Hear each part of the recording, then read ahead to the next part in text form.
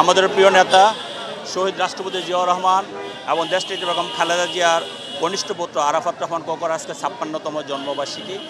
আমরা এই ৫৬তম জন্মবার্ষিকী আমরা শহীদের ওনার প্রতি শ্রদ্ধা জানাচ্ছি।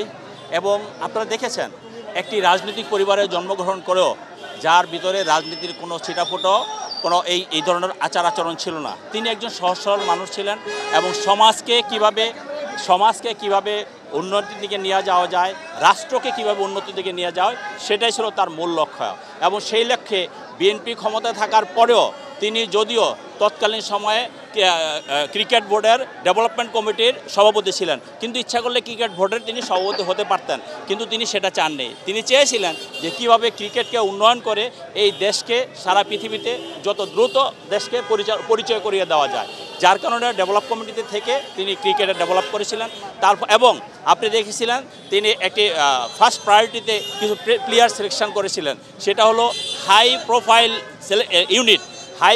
ইউনিট করে তিনি ক্রিকেটকে কীভাবে এগিয়ে নিয়ে যায় এবং তার ফলশ্রুতিতে সাকিব, মুশফিক, তামিমদের মতো প্লেয়াররা সেখানে জন্ম হয়েছে। তিনি কিন্তু দেশের কাজে নিজেকে নিয়োজিত করেছিলেন।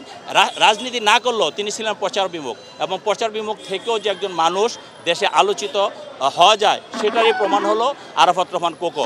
এবং আপনারা দেখেছেন এই রাষ্ট্রকে কিভাবে মানুষের কাছে পরিচয় করিয়ে যাওয়া যায়, সেটাই তার মূল লক্ষ্য ছিল। আমরা বলতে চাই যে আরাফাত রহমান কোকোকে যেভাবে নির্যাতন করা হয়েছে, নিপীড়ন করা হয়েছে, যদি আজকে আরাফাত রহমান কোকো বেঁচে থাকতেন, এই আরাফাত রহমানের কোকো সদিচ্ছাই কিন্তু বাংলাদেশে ক্রিকেটে টেস্ট স্ট্যাটাস পেয়েছে, আপনারা সবাই সেটা জানেন। তা আমরা বলতে চাই যে এই জিয়া পরিবারের একজন কর্মীকে, জিয়া পরিবারের একজন নেতাকে কিভাবে হত্যা করা যায়, কিভাবে ধ্বংস করা যায়, তার পূর্ব পরিকল্পনা ছিল তৎকালীন সময়ে যে 111 সরকার ছিল, তার সহযোগী ছিল খুনি হাসিনা, আজকে ফেসিবাদী হাসিনা। সেই ফেসিবাদী হাসিনা যখন আমাদেরকে এই দেশে রাজনীতি করতে দেয়নি, এই দেশ থেকে বিতাড়িত করেছে, তখন তিনি মালয়েশিয়া গিয়েছেন এবং কত দুঃখ কষ্ট নিয়ে তিনি মালয়েশিয়াতে 2015 সনে 24শে জানুয়ারি তিনি মৃত্যুবরণ করেছেন। এবং আপনারা দেখেছেন কি অন্যায়টা করা হয়েছে সেখানে। একজনের লাশ আসবে, সেই লাশকেও তারা জানাজা করতে দিবে না। তৎকালীন সময় আমাদের দেশটির বেগম খালেদা জিয়া আন্দোলন চলমান ছিল। দেশটির বেগম খালেদা জিয়া যে বাসা থেকে বের হইতে না পারে, বালির ট্রাক দিয়ে তাকে অবরুদ্ধ করা হয়েছিল। এবং তার পরবর্তী কোকোবাইয়ের মৃত্যুকে ঘটনা করে কি নাটক তারা সাজিয়েছে। এই খুনি হাসিনা তখন আমাদের অফিসে এসেছে, বিএনপির দেশটির বেগম খালেদা জিয়ার অফিসে এসেছে, কিন্তু দেশটির বেগম খালেদা জিয়া তখন অসুস্থ, সেটা জেনে সে ইচ্ছা করে সেখানে এসেছিল যাতে তিনি মানুষের কাছে একটা বাহাবা পায়। কিন্তু এদেশের মানুষ কিন্তু এত বোকা না। এদেশের মানুষ বোঝে যে তুমি নিজে হত্যা করেছ, হত্যাকারী আবার সহানুভূতির জন্য গিয়েছো, কিন্তু তোমার সেটা উদ্দেশ্য ছিল না। তোমার উদ্দেশ্য ছিল দেশবাসীকে কাছে বাহাবা নেওয়া। কাজেই সেটা মানুষ দেখেছে এবং তার বিচার কিন্তু দীর্ঘদিন ধরে এই যে পুঞ্জীভূত ক্ষোভ। এবং আরাফাত রহমান কোকো যে কী পরিমাণে জনপ্রিয় ছিল, সেখানে বাইতুল মোকাররম যখন তার জানাজা করতে দিবে না, সেই জানাজায় গিয়ে কিন্তু আপনারা দেখেছেন, আপনারা সাংবাদিকরাই প্রচার করেছেন, শহীদ রাষ্ট্রপতি জিয়াউর রহমানের জানাজা বাংলাদেশের ইতিহাসের সবচেয়ে একটি বিরল ঘটনা এবং সবচেয়ে বড় জানাজা হয়েছিল। তার পরবর্তীতে কিন্তু আরাফাত রহমান কোকোর জানাজা বড় হয়েছিল। তা আমরা বলতে চাই জিয়া পরিবারের উপরে মানুষের আস্থা আছে, বিশ্বাস আছে।